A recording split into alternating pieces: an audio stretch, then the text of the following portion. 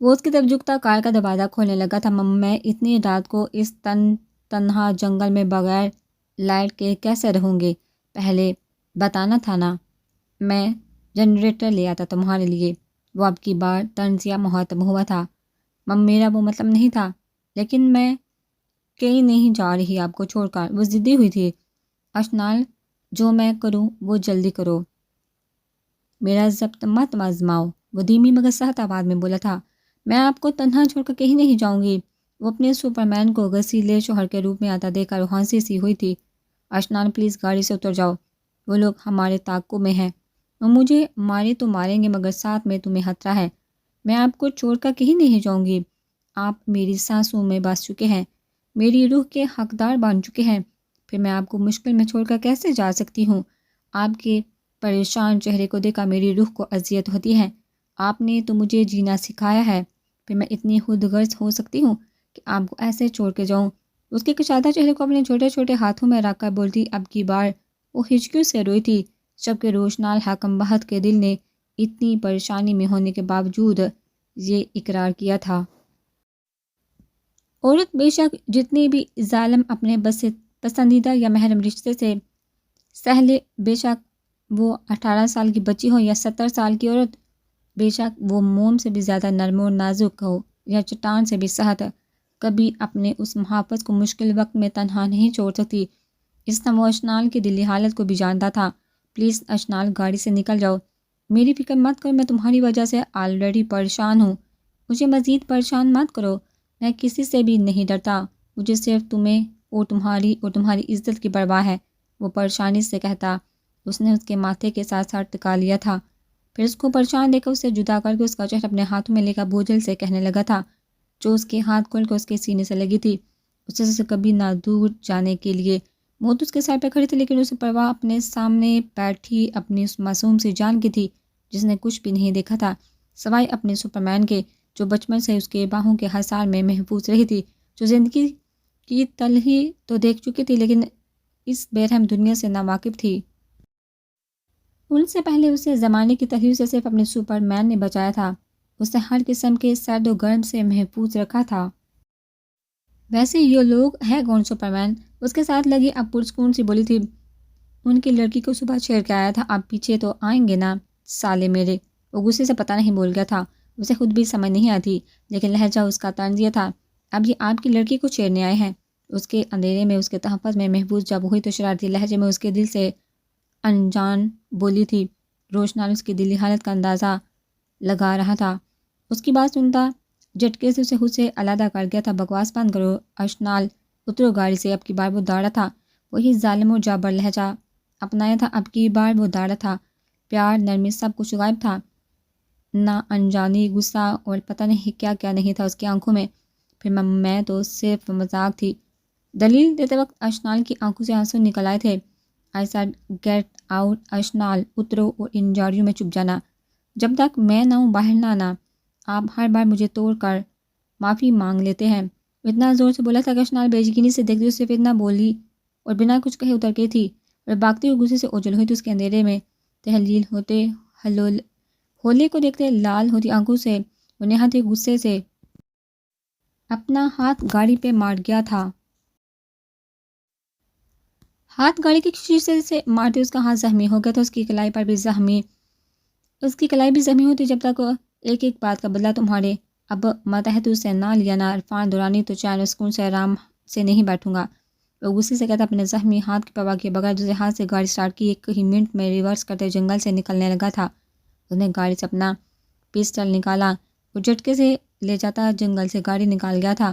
اشنال کو سیو کر کے اب اسے کوئی پرواہ نہیں تھی، وہ جانتا تھا کہ رات کے اندھیرے میں کوئی نہیں ہوگا، اس لیے اس کے دل میں اب سکون تھا، لیکن یہ سکون کب تک تھا پتہ نہیں تھا۔ مجھے کل روشنال اور اشنال سے ملنے جانا ہے، آغا جان سگے صاحب سے کہہ رہے تھے کہ سمینا بیگم گھر پر نہیں تھی، وہ دوست کی بیٹی کی شادی پر گئی ہوئی تھی۔ آغا جان کو یہی موقع مناسب لگا تھا، وہ ان سے ڈرتے تو نہیں تھے، حال بتا وہ گھر میں مزید بے سکونی نہیں چاہتے تھے، پر آغا جان وہ کہہ رہا تھا کہ وہ اشنال کو خود لے آئے گا۔ سمینا بیگم ٹیبل پر کھانا لگا رہی تھی، وہ یہ روز ہی کہتا ہے، مجھے نہیں پتا، کل میں اور تہمینہ اور تم چلیں اس کی طرف۔ زندگی کا کیا بھروسہ، کیا پتہ آج ہی ختم ہو جائے۔ اور میری حسرت حسرت ہی رہ جائے۔ پوتی سے ملنے کے لیے میں اسے اپنا اور اس کے باپ کی جائیداد دینا چاہتا ہوں، اس کی آنکھوں میں خوشیاں دیکھنا چاہتا ہوں، اس کے منہ سے لفظ دادا سننا چاہتا ہوں۔ وہ بے قراری سے بولے تھے، اوکے پھر آپ تیار رہیے گا، ہم کل دن کو نکلیں گے۔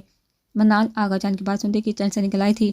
خالہ جان آپ بیٹھیے، میں سرو کرتی ہوئے ان کو سرو کرتا دے کر کچن سے نکلے ہوئے بولی تھی، رات میں بیٹھے سب کھانا کھا رہے تھے، کوئی ضرورت نہیں ہے، ان چونچلوں کی میں جب بنا سکتی ہوں تو دیتے وقت میرے ہاتھ نہیں ٹوٹتے۔ وہ اتنی بے رحمی سے بولی منال وہاں شرمندہ ہو گئی تھی، حالانکہ ہانڈی اس نے خود تیار کی تھی۔ بلی مانس بچی کے ساتھ کیا ہے؟ میں دیکھ رہا ہوں تمہارا دن بدن رویہ خراب ہوتا جا رہا ہے۔ سگی صاحب منال کو پہلے سے کمزور ہوتا دیکھ کر بولے، بنا نہیں رہ پائے تھے، اور جو اس نے کیا وہ آپ نے نہیں دیکھا؟ اس نے سب کے ساتھ کیا کیا تھا؟ کوئی بات نہیں ہے، بچوں سے غلطیاں سرزد ہو جاتی ہیں، ہر غلطی کو پکڑ کر ہم کسی کو سزا نہیں دے سکتے۔ اگر کوئی شرمندہ ہے تو اسے مزید شرمندہ مت کرو تاکہ وہ دوبارہ سے اچھا بننے پہ پچھتائے۔ سگیر صاحب نے دھیمے سے لہجے میں کہا تھا، آپ کو میں ہی غلط لگوں گی۔ وہ تنددہی لہجے سے منال کو گوٹی ہو بولی تھی، تم سکون سے بیٹھو، تمہارا مقصد جو برا ہو رہا ہے۔ بیگم اب آپ کہاں جا رہی ہیں؟ سگیر نے ان کو اٹھتا ہوا دیکھ کر کہا تھا، جب تک یہ جہاں بیٹھی میں ادھر ہرگز نہیں بیٹھوں گی۔ وہ گرج کر بولتی اٹھی تھی، کھانا تو کھا لے۔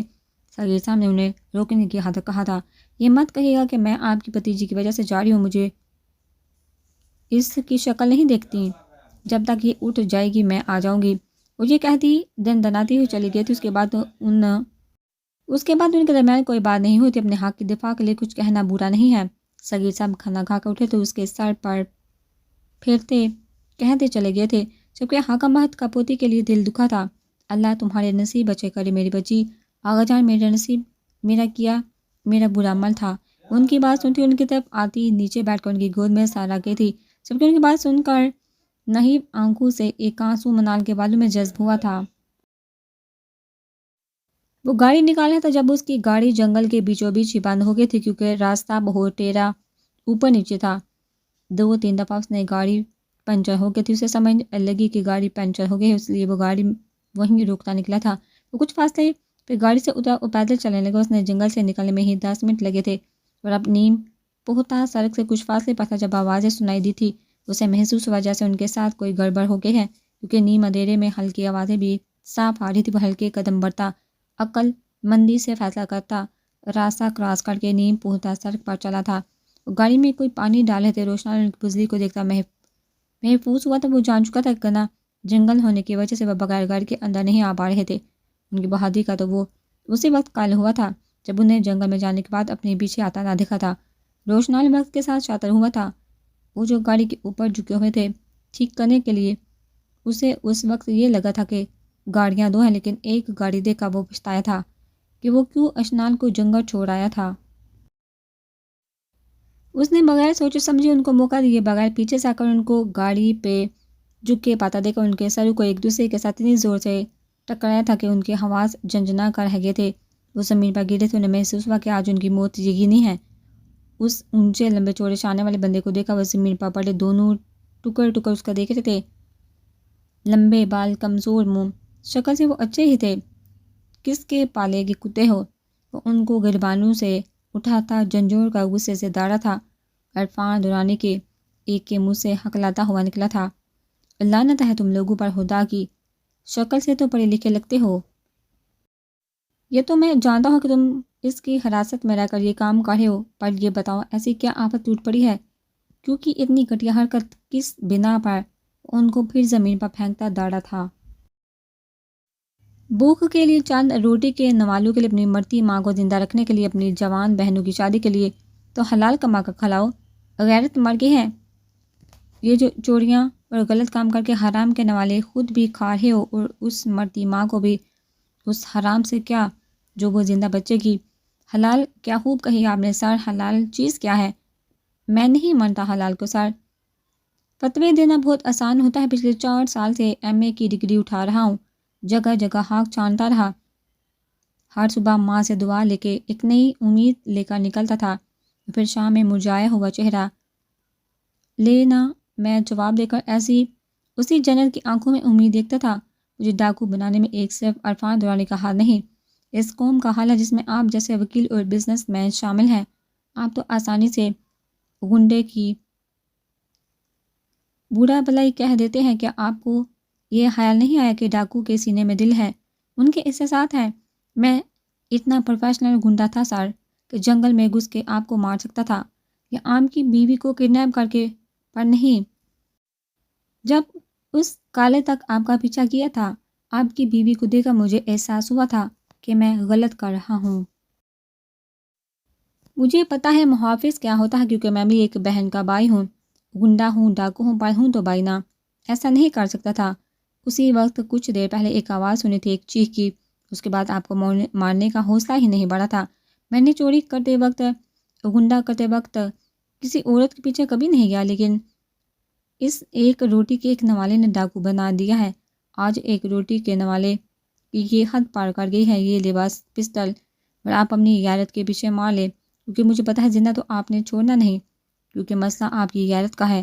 ایک لڑکا کانپ رہا تھا اور دوسرا لڑکا کافی برے اعتماد لگ رہا تھا، اس کے پاس آتا پسٹل سے پکڑاتے ہوئے مسکراتا ہوا بولا، روشنال نے اس کے ہاتھ سے لے لیا تھا۔ اس کے چہرے پہ درد کا ایک جہاں تھا جو روٹی کی خاطر ہوار ہو رہا تھا۔ اسے زندگی میں فقیر تک بھی فراڈیے لگتے تھے، انہیں بہت سے غریب لوگ دیکھے تھے، لیکن ان سے علیحدہ لگا تھا۔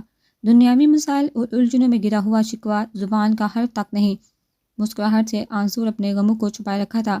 نام کیا ہے؟ روشنال کا دل دکھا تھا اس کی باتوں پر۔ وہ چند لمحے تو بول نہیں سکا تھا۔ میں سرمد، اور یہ سعد، اس نے ایک لفظ میں کہا تھا، اور پھر کھڑا ہوا تھا۔ تو مسٹر سرمد، آپ اکاؤنٹنٹ کی جاب کر لیں گے میرے آفس میں؟ اس نے ہاتھ پیچھے باندھ کر کہا تھا۔ اس وقت مزاق کا کوئی وقت نہیں ہے سر۔ وہ بے یقینیوں کی کیفیت میں گرتے ازودہ سا بولا تھا۔ کیسا مذاق؟ اگر عزت کی نوکری کرنی ہے تو کل صبح آ جانا، میں لگوا دوں گا۔ سر آپ بہت اچھے ہیں، وہ یہ کہتا فرحت جذبات سے اس کے گلے لگا تھا، جب اس کے جیب میں بڑا موبائل تھر تھرانے لگا تھا۔ فون اٹھاؤ۔ وہ عرفان درانی کا نمبر دیکھتا غصے سے کھول اٹھا تھا۔ سر، وہ شخص ہمیں مروا دے گا۔ فون پیچھے کرتا آپ سہما تھا، میں سنبھال لوں گا بات کو، ادھر تو مجھے۔ سرمد فون آگے کرتا پریشانی سے پیچھے ہٹا تھا، جبکہ روشنال نے فون اٹینڈ کر کے کان سے لگایا تھا۔ کام ہوا کہ نہیں، یا ایسے ہی کتوں کی طرح جنگل میں بھونک رہے ہو؟ دوسری طرف سے عرفان درانی نے اونچی آواز میں کہا تھا۔ ہاں ہو گیا ہے، پر تیرا نہیں میرا عرفان درانی، تیرے کتے جیل میں ہیں۔ تو نے 4 سال پہلے کہا تھا 2 ٹکے کے بغیر تیرا صرف نام اونچا ہے۔ آج اندازہ ہو گیا ہوگا کہ میرا صرف نام اونچا نہیں، مقام بھی اونچا ہے۔ اور ہاں، کتا تو ہے جو ہر وقت بھونکتا رہتا ہے۔ پٹا ڈالے عرفان درانی، تمہارا ایک ایک پل اس میں ریکارڈ ہے، وہ ہر کیس میں پتہ چلے گا کہ جیت کس کی ہوتی ہے۔ وہ اسے اسی کے لہجے میں بولا تھا، کیونکہ بقول کے عزت ان کو دینی چاہیے جو عزت کے قابل ہوتے ہیں۔ وہ فون بند کرتا اسے تھما گیا تھا۔ بھائی، آپ کی عنایت ایک طرف اور آپ کی ٹکر ایک طرف، قسم سے مجھے تو صحیح ظالم لگتے ہیں۔ مجھے لگتا ہے لوہا کھاتے ہیں۔ لوہا نہیں کھاتا، میں ہوں ہی لوہا۔ اس کو دیکھ کر اسے اس میں مستیاں کرتا ہنسنا نظر آیا تھا۔ انہیں بہت گنڈے دیکھے تھے، لیکن یہ گنڈا بہت معصوم تھا۔ سر، آپ کا ہاتھ زخمی ہے، کوئی چیز لگا لے، اس نے روشنال کے ہاتھ کو دیکھتے فکر مندی سے کہا تھا۔ چٹ! وہ اس معاملے کو سیٹ کرتا اتنا بزی ہوا تھا کہ اسے اشنال کی یاد ہی نہیں آئی تھی۔ سر، ہم آپ کا انتظار کریں؟ سرمد نے اسے دھیمے لہجے سے مخاطب کیا تھا۔ نہیں، تم لوگ چلے جاؤ، میں خود آ جاؤں گا۔ اب کی بار روشنال نے روکھے سے لہجے میں کہا تھا اور چل دیا تھا، جبکہ وہ دونوں اس پل بدلتے بندے کو دیکھ کر حیران ہوتے گاڑی کو ٹیک لگانے لگ پڑے تھے۔ اشنال! وہ جگہ تک بھاگتا بھاگتا پہنچا تھا۔ انہیں 2-3 دفعہ پکارا تو اس کی آواز نہ پا کر وہ تشویش میں مبتلا ہوا تھا۔ اشنال، اشنال! اس کے دل میں خوف بیٹھ گیا تھا۔ وہ دعائیں مانگنے لگ پڑا کہ اس کے ساتھ کچھ غلط نہ ہوا ہو۔ وہ اتنا بے احتیاط کیسے ہو سکتا ہے؟ وہ جاڑیوں کے اندر داخل ہوا تھا، وہ کہیں بھی نہیں تھی۔ وہ پریشان ہوتا بھاگا تھا۔ اس نے آج تہیہ کر لیا تھا، اگر اشنال نہ ملی تو وہ خود کو زندگی میں کبھی معاف نہیں کرے گا۔ وہ مجبور تھا، لیکن بغیر تو نہیں تھا۔ جاڑی سے گزرتے اس کی اوٹ اس کے وائٹ خراب ہو گیا تھا۔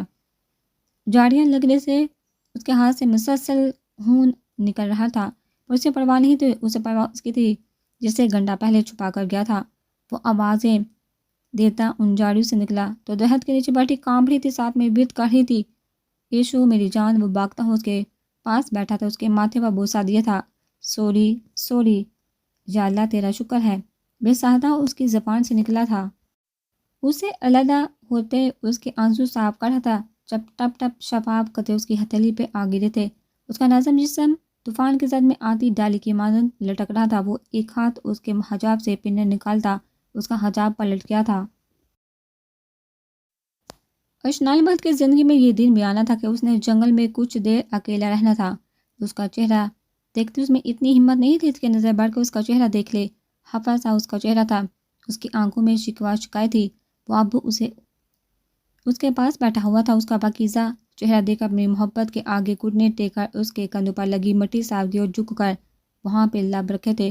اشنال تو خون کی ہلکی روشنی میں اس کا یہ لمس محسوس کر کے منچکا کے رہ گئی تھی۔ وہ جو ڈر رہی تھی اس اندھیرے میں، اس خوف میں، وہ اکیلی جنگل میں نہیں تھی۔ اس سے غصہ اپنی جگہ لیکن ناراضگی اپنی جگہ تھی، لیکن اس کا تحفظ سکون دے رہا تھا۔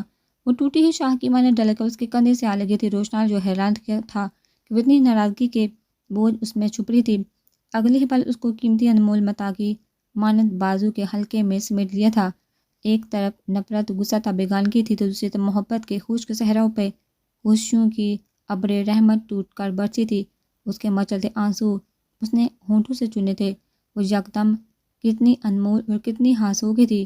اس کے ایک ایک نفس کو چومتا وہ اپنے ہوش و حواس میں نہیں، تب بھی یہی لڑکی اس کے جان لینے والی تھی۔ اللہ کا کرم ہے تم ٹھیک ہو، یہ کہتے اس کے چہرے کو پھر سے معطر کرنے لگا تھا۔ اشنال نے تو اتنی قربت اور اس خروش شخص کا جنون دے کر اپنی رنگت کھو رہی تھی۔ چھوڑیے مجھے، اس کے اتنے جان لیوا قربت میں پھر پھرا کر رہ گئی تھی اور پھر خود ہی ہنساہٹیں نکلی تھی۔ دونوں کے درمیان منی ہی سی خاموشی تھی، دونوں ہی اپنی کیفیت کے زیر اثر تھے۔ جبکہ روشنال نے اسے خاموش بیٹھے دیکھا، خود اٹھا جھکا اسے بازو میں اٹھا لیا تھا، جبکہ اس کے سینے پر مکے مارتی رہ گئی تھی۔ اس کے مکوں کی پرواہ کے بغیر گاڑی تک لے آیا تھا۔ وہ اسے سیٹ پر بیٹھا تھا، وہ خود چلا گیا تھا اور خود گاڑی کی ڈگی کھول کر چیک کرنے لگا تھا۔ اشنال جو اس کو 10 منٹ گاڑی کے ساتھ لگا دیکھ رہی تھی، وہ کار کا دروازہ کھولتی اتری تھی۔ اب کیا ہوا ہے؟ وہ اس کے پیچھے بائیں ہاتھ سے کوئی ٹول اٹھائے سٹ کر رہا تھا۔ گاڑی پنچر ہے اور ٹائر چینج کرنا ہے، تم فکر نہ کرو، بیٹھو گاڑی میں آ رہا ہوں، وہ نرمی سے بولا۔ وہ یہ کہتا ٹائر اٹھا کے نیچے زمین پر بیٹھا تھا اور پنچر لگانے کو اتارنے لگا تھا۔ جب وہ اس کے پاس زمین پر آ بیٹھی تھی، یہ فون پکڑو اور ٹارچ لگاؤ، میں تب تک ٹائر چینج کر لوں۔ وہ اسے فون پکڑاتا یہ کہہ کر ٹائر لگانے لگا تھا۔